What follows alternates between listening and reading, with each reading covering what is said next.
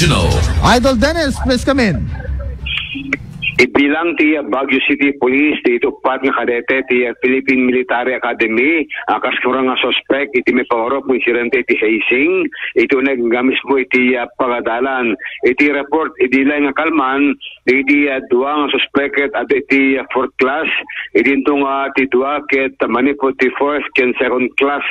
May basa at investigation September 2 iti 2029 2024 nakarik na iti physical abuse ken humiliation ti biktima nga may isang fourth class cadet ito nag iti barracks ta inladawan ti biktima iti napasaran na gapot kina-animal iti panang trip kada iti suspect ken kuana bayt kadta na ito nag iti nadakamat nga pagadalan nakarit na iti atong pa paruso kastalten pa ng gandano ken kuana nga rason iti dagdago sa ngayon na panagkapsot gabot retoy nga itaray iti hospital iti Quezon City ken dimbalan iti medical ken psychological medication kalpasan iti panagpagas ti biktima na iyakar iti PME Station Hospital Katrimuar iti June 30, 2025.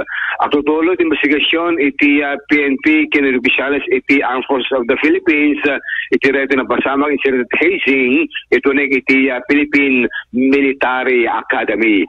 Idol Dennis Alipio, Tatak Aramen.